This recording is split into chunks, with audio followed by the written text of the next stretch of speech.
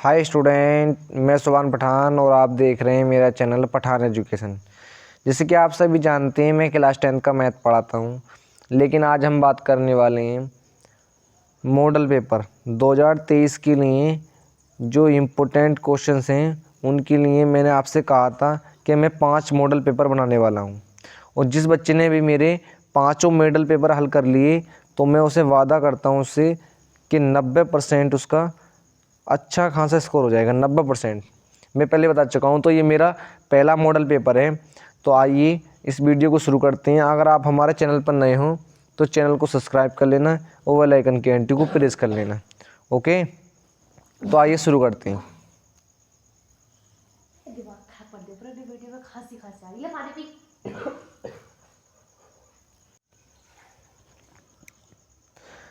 तो मैं अगर बात करूं, सबसे पहले ये क्या है, यूपी बोर्ड 2023 के लिए मॉडल पेपर है, मैथमेटिक्स का मॉडल पेपर है।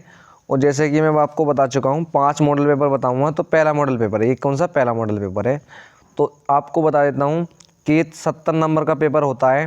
कितने नंबर का? 70 नंबर का पेपर होता है, जिसमें 30 नंबर का क्या होता है, हमारा प्रैक्टिकल होता है। 30 नंबर का प्रैक्टिकल होता है और 70 नंबर की हमारी लिखित परीक्षा होती है। ठीक है। अब इसे पेपर करने के लिए टाइम कितना मिलता है हमें? टाइम हमें 3 घंटे 15 मिनट मिलते हैं, जिसमें शुरू के 15 मिनट हमें क्या मिलते हैं, पेपर को पढ़ने के लिए मिलते हैं। तो आपको शुरू के 15 मिनट जो है पेपर को ध्यान से पढ़ना। ओके, ध्यान से पढ़ने के से ये फ़ायदा होता है आपको कि जो क्वेश्चंस आपसे बन सकता है, मतलब पहली बार में आप कर सकते हैं, तो उसे सबसे पहले आप उसे ही करें, क्योंकि आपको टाइम बहुत कम होता है वहाँ पर। तो उन क्वेश्चनों को ध्यान से करना। ठीक है, उस पर वीडियो अलग से बना दूँगा मैं। तो आज हम शुरू करते हैं।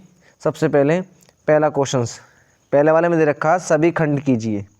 आपको सभी खंड करने हैं और सभी खंड में पहला वाला दे रखा है सही विकल्प छांटकर अपनी उत्तर पुस्तिका में लिखिए। तो सही विकल्प छांटना आपको, और सभी विकल्प नहीं उतारने, केवल जो सा सही है वही उतारना। ओके, तो कैसे उतारना देखो मैं बता देता हूँ कौन कौन से। पहला वाला दे रखा है HCF तथा LCM में संबंध है। ये 1 नंबर का है, क्योंकि विकल्प सब 1 नंबर के होते हैं। ओके, तो इस साल लग रहा है कि लगभग 20 विकल्प पूछे जाएंगे, लेकिन मैं अगली बार में कोशिश करूँगा अगले मॉडल पेपर में कि विकल्प ज़्यादा रखूँ। इसमें तो केवल 6 विकल्प रखे हैं मैंने, तो इसी में देख लें। ठीक है, लेकिन अभी कन्फर्म पक्का नहीं है कि कितने विकल्प आएंगे। ठीक है, तो यहाँ पर अगर मैं बात करूँ ये, तो इसमें से कोई सा भी ऑप्शन ठीक हो सकता है। HCF और LCM में क्या संबंध होता है यहाँ पर मैं बता नहीं सकता कौन सा वाला है। ठीक है, तो अगर आप चाहें तो कमेंट कर सकते हैं कि इसका आंसर चाहिए ना चाहिए। ठीक है, तो यहाँ पर केवल मैंने सॉल्यूशन नहीं दिया है, केवल यहाँ पर मैं पेपर बता रहा हूँ। ठीक है, अब मैं बात करता हूँ क्वेश्चन नंबर दूसरे की। दूसरा विकल्प क्या दे रखा है कि निम्नलिखित में से कौन सा सहअवाच्य संख्याओं का युग्म है। सहअवाच्य संख्याएं आपने पढ़ी होंगी, बिल्कुल इजी तरीके से है। ये क्वेश्चंस बार बार पूछे जा रहा है, तो आप इस तरीके से कर सकते हैं। इसमें से कोई सा एक युग्म होगा उसे आप कर लें। ठीक है, तो ध्यान से आप कर सकते हैं। ठीक है, अगर मैं बात करूं तीसरे बारे में, 2 cos थीटा बराबर 3√3 में टीटा का मान होगा। टीटा का मान कितना होगा? 30 अंश, 60 अंश और 45 अंश, ये 0 अंश। तो इसमें से जो सा ऑप्शन करेक्ट होगा आपको वो टिक कर देना है। ठीक है, जो सा ऑप्शन, आप इसे घर जाकर ज़रूर बनाएं। ठीक है, आप इस वाले पेपर को आप ध्यान से बैठ के कितना कर पा रहे हैं, इसमें ध्यान से बैठ कर कितना नंबर का आप कर पा रहे हैं, ये आप कमेंट में आंसर करना है। ठीक है ना, कि सर जी मैं इतने नंबर कर पा रहा हूँ, और जो उनसे क्वेश्चंस नहीं हो रहे हैं वो आप कमेंट में आंसर कर देना, कमेंट कर देना। ठीक है, और मैं जैसे उसका सोल्यूशन भेज दूँगा। ठीक है, आप बात करता हूँ क्वेश्चन नंबर 5 की। क्वेश्चन नंबर 5 में दे रखा है 2 10 30 अंश बटे में है 1 - 10 स्क्वायर 30 अंश बराबर किसके बराबर होगा? ये भी 1 नंबर का ही है, तो ये किसके बराबर होगा? साइन 60 अंश के बराबर होगा। दूसरा विकल्प है कोस 60 के बराबर होगा। तीसरा टेन 60 के बराबर, या साइन 30 अंश के बराबर। तो जो सा भी विकल्प ठीक है आप उसे टिक कर लेना। ठीक है, अब मैं बात करता हूँ लास्ट वाला विकल्प क्या है, के किस मान के लिए समीकरण 3x - y + 8 बराबर 0, और यहाँ पर और दे रखा है 6x - का ky बराबर -16 संपाती रेखाएं हैं। तो संपाती रेखाएं निरूपित करती हैं। क्या निरूपित करती हैं? मतलब संपाती रेखाएं, आप पता होगा संपाती रेखाएं क्या बनाती हैं, एक ऐसी रेखाएं जो तलों पर होती हैं इस तरीके से, जिनके अनेक हल होते हैं, जिनके अनेक हल होते हैं तो उसकी क्या कंडीशन होती है ये आपको पता होना चाहिए कि वो A1 ये वाला सीन तो होता है A1 A2 बराबर B1 B2 ये वाला सीन जो होता है यहाँ पर ये वाला कर लेना है, ठीक है। तो इसमें आपको K का मान लगाना है, बिल्कुल सिंपल है, 1/2 आएगा या माइनस के 1/2 आएगा या 2 आएगा या माइनस का 2 आएगा, ठीक है। तो ये 6 विकल्प हैं, 6 नंबर के यहाँ से पक्के हो जाते हैं आपको, ठीक है। तो ये 6 नंबर आपके पक्के हो जाएंगे। अब मैं बात करता हूँ अगले उसकी।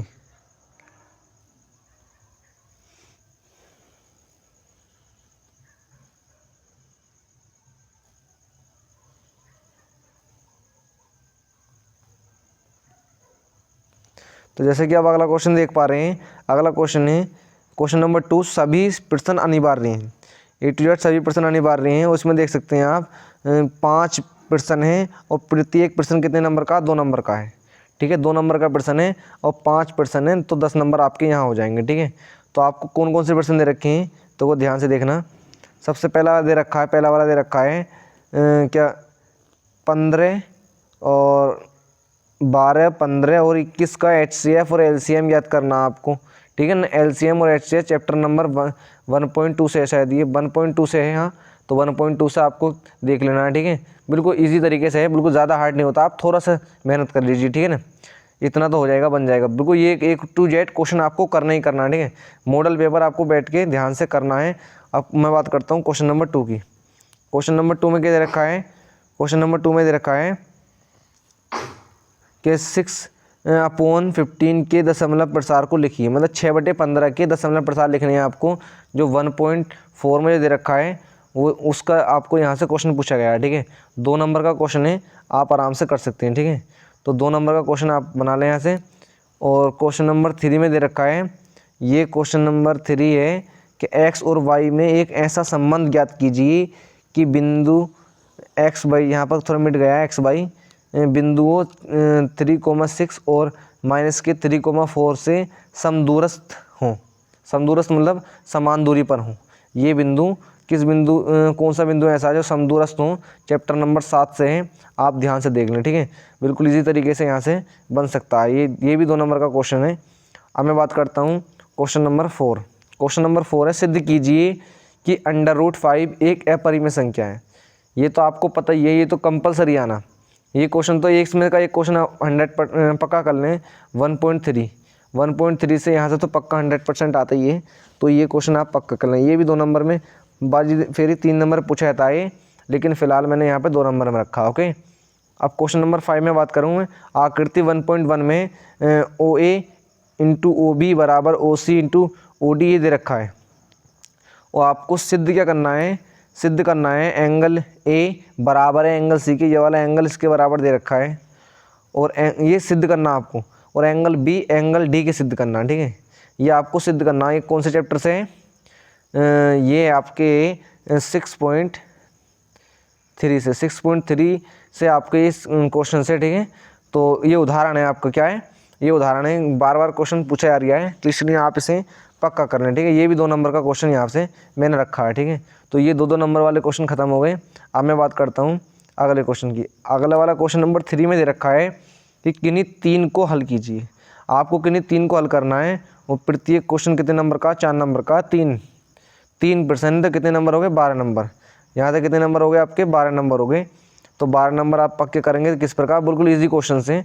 पहला वाला क्वेश्चन अगर मैं बात करूँ कि 2 खंबे जिनकी ऊंचाइयाँ 6 मीटर और 11 मीटर हैं तथा 2 ये समतल भूमि पर हैं। कोई 2 खंबे हैं इस प्रकार, और जो समतल भूमि पर हैं बिल्कुल, एक 6 मीटर का, एक कितना 11 मीटर का है।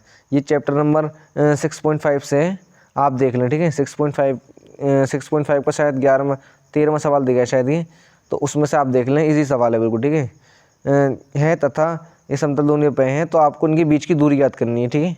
इनकी बीच की दूरी याद करनी है, तो आप इसे ध्यान से करें, ठीक है। बार बार उस टाइप के क्वेश्चंस करें जिस टाइप के क्वेश्चन बार बार पूछे जा रहे हैं, ठीक है। अब मैं बात करता हूँ दूसरे क्वेश्चंस की। ये भी बहुत इंपॉर्टेंट क्वेश्चंस हैं कि 2 ऐसे क्रमागत विषम धनात्मक पूर्णांक ज्ञात कीजिए जिनके वर्गों का योग 290 हो, जिनके वर्गों का योग 290 हो। तो ये उदाहरण है ये आपका उदाहरण चैप्टर नंबर 4 से उदाहरण है। चैप्टर नंबर 4.3 का ये उदाहरण है। NCERT में पेज नंबर शायद मालूम नहीं है, लेकिन 4.3 से पीछे उदाहरण है, ठीक है। उदाहरण तो आपको पता होना चाहिए, NCERT के एक एक क्वेश्चन इंपॉर्टेंट है, तो आप NCERT का एक एक क्वेश्चन मिस ना करें, A to Z सब क्वेश्चन करें, ठीक है। NCERT इम्पोर्टेंट है, ठीक है।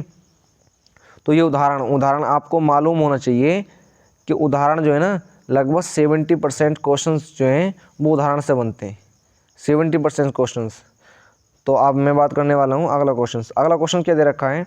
अगला क्वेश्चन है कि 2 अंकों की संख्या के अंकों का योग कितना है, 9। यहाँ पर दे रखा 2 अंकों की संख्या का अंकों का योग कितना है, 9। तो इस संख्या यहाँ पर लिख रहा है, इस संख्या का 9 गुना संख्या के अंकों के पलटने से बनी संख्या का 2 गुना हो, वह संख्या ज्ञात कीजिए। तो ये 3.4 का है, 3.4 से या 3.3 से ये क्वेश्चन। और ये इसका एक क्वेश्चन बिल्कुल इस सेम जैसा उदाहरण भी दे रखा है। तो उदाहरण भी दे रखा है चैप्टर नंबर 3 में, संख्याओं को पलटने वाला तो दोनों क्वेश्चंस आप बिल्कुल पक्के कर लें, क्योंकि यहाँ से एक क्वेश्चंस इस साल बनने के चांस लग रहे हैं। बिल्कुल ध्यान से आपको ये क्वेश्चंस कर लेना है। यहाँ पर 4 नंबर का ये क्वेश्चन है, आपको ये संख्याओं वाला क्वेश्चन बना लेना है। तो ये आपके 4 नंबर वाले कंप्लीट हुए। अब मैं बात करता हूँ अगले क्वेश्चन की।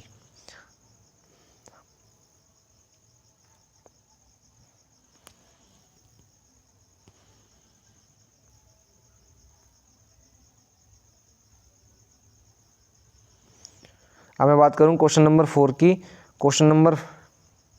अब मैं बात करूँ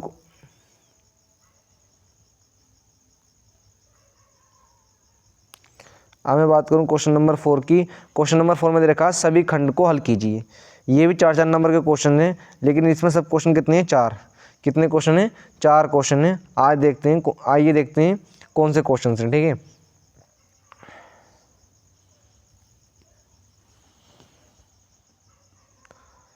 तो आइए कौन से क्वेश्चन हैं वो देख लेते हैं, ठीक है।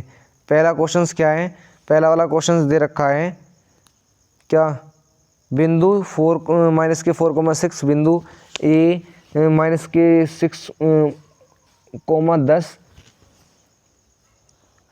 तो पहला वाला सवाल दे रखा है बिंदु, ये चैप्टर नंबर कौन सा है, 7वें चैप्टर से क्वेश्चंस पूछा गया है। बार बार ये क्वेश्चंस पूछा जा रहा है। रेखाखंड वाला, अनुपात वाला कौन सा, कि बिंदु -4,6 बिंदु A -6,10 और V -3,-8 है को जोड़ने वाले रेखाखंड के किस अनुपात में व्यक्त करता है। तो ये भी उदाहरण है आपका, ये भी उदाहरण है। मैंने बताया ना 70% उदाहरण पूछे जाते हैं, तो ये भी एक उदाहरण है। इंपॉर्टेंट क्वेश्चन आप चैप्टर नंबर 7 में जाकर देख सकते हैं, ठीक है। अब मैं बात करता हूँ क्वेश्चन नंबर 2 की। क्वेश्चन नंबर 2 में निम्नलिखित आंकड़ों का समांतर माध्य ज्ञात कीजिए। समांतर माध्य ज्ञात करना है, ये बिल्कुल ईजी क्वेश्चन है। तो ये बारंबारता यहाँ पर आपकी दे रखी है, आप इसे हल कर सकते हैं। ये भी 4 नंबर का क्वेश्चन यहाँ पर दे रखा है, सही है। तो ये 4 नंबर का क्वेश्चन यहाँ पर रखा गया है। और आप देख सकते हैं कि क्योंकि इस साल आपका 5वां चैप्टर और 10वां चैप्टर नहीं है, क्योंकि वो सिलेबस आउट है, तो आप उसके क्वेश्चन आपको यहाँ पर नहीं देखने को मिलेंगे, ठीक है। अब मैं बात करता हूँ क्वेश्चन नंबर 3। क्वेश्चन नंबर 3 में दे रखा है यदि 2 समरूप त्रिभुजों के क्षेत्रफल बराबर हों तो आपको सिद्ध करना है, सिद्ध कीजिए कि वे सर्वांग सम होते हैं। ये चैप्टर नंबर 6.4 का क्वेश्चन है। 6.4 आपकी इम्पोर्टेंट है, तो ये 6.4 का ये आपका शायद चौथा सवाल या 5वां सवाल है, ओके। तो आप इसे पक्का कर लें, ये 4 नंबर का सवाल है यहाँ पर, ठीक है।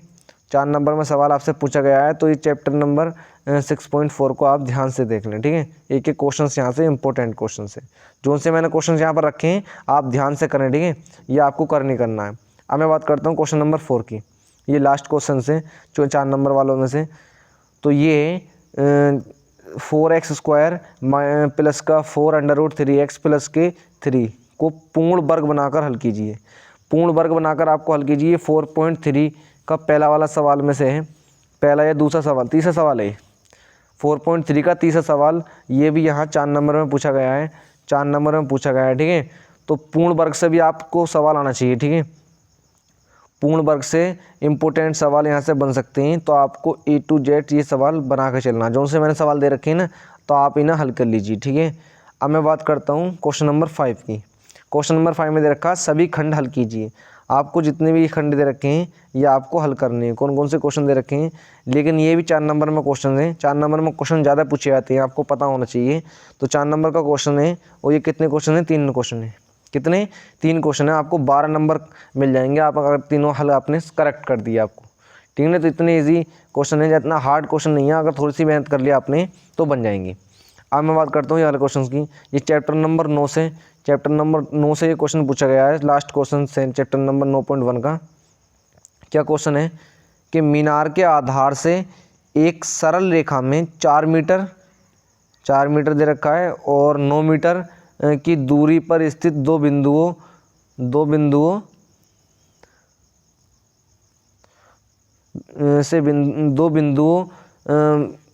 से मीनार के शिखर का उन्नयन कोण क्या है, उन्नयन कोण पूरा कोण दे रखा है।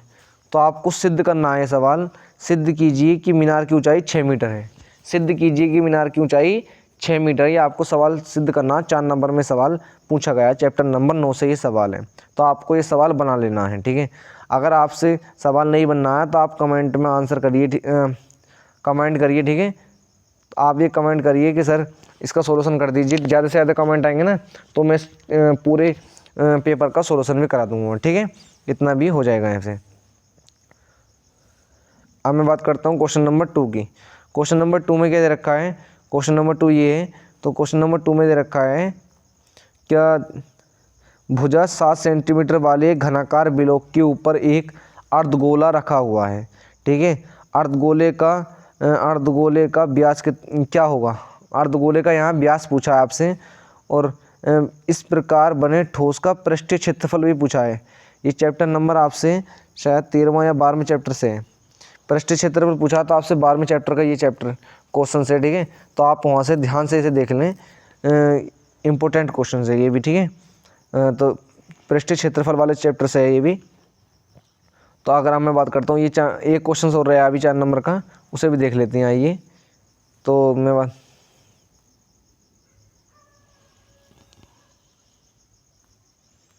तो जैसे कि आप देख सकते हैं एक 4 नंबर में हो रहा है ये। और ये सवाल क्या है कि 12 सेंटीमीटर त्रिज्या वाले एक वृत्ताकार की कोई जीवा का केंद्र पर 120 का कोण बनाता है। क्या 120 डिग्री का कोण बनाता है। कोई एक वृत्त है और वृत्त की क्या एक कोई जीवा केंद्र पर 120 डिग्री का कोण बनाता है। तो आपको क्या ज्ञात करना है इसमें,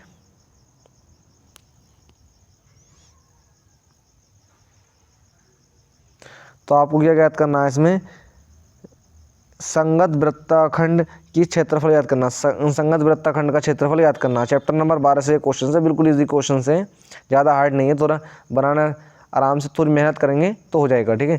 चैप्टर नंबर, और ये 4 नंबर का क्वेश्चन है। कितने, 4 नंबर का यहाँ क्वेश्चन पूछा गया है ये। अब मैं बात करता हूँ जो इंपॉर्टेंट क्वेश्चन है, क्वेश्चन नंबर 6। क्वेश्चन नंबर किन्हीं 2 को हल कीजिए। ये 4 क्वेश्चन दे रखे हैं आपको, किन्हीं 2 को हल करना है। ये बड़े बड़े क्वेश्चन है, 7 नंबर का एक क्वेश्चन है, 7 नंबर का एक क्वेश्चन है, तो बड़ा क्वेश्चन है। आइए देखते हैं कौन कौन से क्वेश्चन है। तो पहला वाला क्वेश्चन की अगर मैं बात करूं कि 2 संख्याओं के वर्गों का अंतर 180 है। 2 संख्याओं के वर्गों का अंतर 180 है और छोटी संख्या जो है, छोटी संख्या का वर्ग बड़ी संख्या का 8 गुना है। तो आपको वो संख्याएं ज्ञात करनी है, वो दोनों संख्याएं ज्ञात कीजिए। 7 नंबर का क्वेश्चन है ये। कौन से चैप्टर से है, 4.3 तो आपको ये मान लीजिए बहुत ही इंपॉर्टेंट है। 4.3 से यहाँ 4.3 से 7 नंबर आप पक्के मान लें, 7 नंबर और बल्कि 10 नंबर आप 4.3 से पक्के करके चलें। तो 4.3 का एक क्वेश्चन इंपॉर्टेंट है। 4.3 मेरे हिसाब से 4.3 का एक भी सवाल आप मिस ना करें। तो 4.3 का आपको एक भी सवाल मिस नहीं करना है, इंपॉर्टेंट सवाल है। उसी में का देखो एक सवाल ये पूछा गया है, अथवा में है, यहाँ पर अथवा में, चाहे आप इसे कर दें चाहे नीचे वाले को कर दें, ठीक है, कोई सा भी कर सकते हैं आप। अथवा में पूछा गया है तो ये भी दे रखा है। ये 4.3 का ये भी तीसरा सवाल है ये 4.3 का, ये 4.3 का ये भी तीसरा सवाल है। तो आप इसे भी आराम से बना सकते हैं, ठीक है। ये भी द्विघात समीकरण चैप्टर से पूछा गया है। तो इसमें से कोई सा आपको एक करना है, ठीक है। इसे कर लो या नीचे वाले को कर लो, सही है।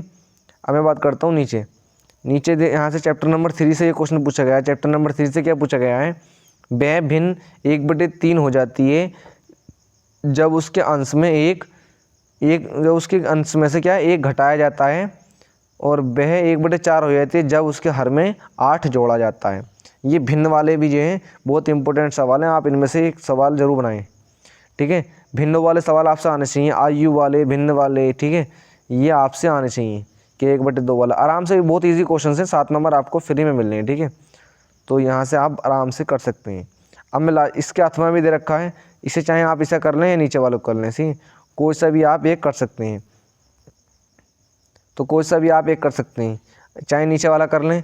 ये भी क्या है, देखो युग्म बनाकर हल करना है। ऐसे भी आप देखो ये वाले और ये वाले इन्हें सेम चीज़ दे रखी होती है, इनमें आपको पी मानना होता है कि 1/x - वो वाला जो सीन दे रखा है इसे पी जो मानते हैं, वो वाला जो आपको युग्म बनाकर हल करना है। ठीक है, तो ये चैप्टर इंपॉर्टेंट है। चैप्टर नंबर 3.6 से पूछा गया है, 3.6 से यहाँ से पूछा गया है, 7 नंबर का क्वेश्चन है। ठीक है, तो आज का ये मॉडल पेपर कंप्लीट हुआ।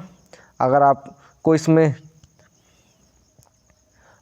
इसमें कुछ पूछना है तो आप कमेंट में आंसर कर सकते हैं। ठीक, कोई सी बात अगर आपको पूछनी नहीं आई, अगर आपको कोई चीज़ समझ में नहीं आई है तो आप कमेंट कर सकते हैं। ठीक है, और अगर आपको इसका सॉल्यूशन चाहिए तो आप ज़्यादा से ज़्यादा कमेंट करिए कि सर इसका सॉल्यूशन करा दीजिए, मैं इसका सॉल्यूशन करा दूंगा। और रही बात अगला मॉडल पेपर, ये मॉडल पेपर तो हो गया, बहुत मेहनत से मॉडल पेपर बनता है ये, क्योंकि ये प्रीवियस ईयर क्वेश्चन है, पिछले साल जो आए हैं वो क्वेश्चन हैं ये। अब मैं बात करता हूँ, ये वो क्वेश्चन हैं। ठीक है, तो अगला मॉडल पेपर मैं जल्दी कोशिश करूँगा कि सेकंड मॉडल पेपर आ जाए। मैं आपसे वादा करता हूँ आप सिर्फ मेरे 5 मॉडल पेपर हल कर लें। आपको पेपर मेरा 5 मॉडल पेपर हल कर लो, मैं गारंटी देता हूँ, क्योंकि मैं गारंटी देता हूँ आप केवल 95 या 90 प्लस तो आप पक्का कर लें, 90 प्लस तो आप 100% पक्का मान लें मैथ में। ओके, मैथ में आप 90% पक्का मान लें, लेकिन मेरे 5 मॉडल पेपर आपको हल करने पड़ेंगे, थोड़ी मेहनत करनी पड़ेगी। ठीक है ना, तो आज की वीडियो हम यही समाप्त करते हैं। अब मिलते हैं अगली वीडियो में, जब तक के लिए जय हिंद, जय भारत।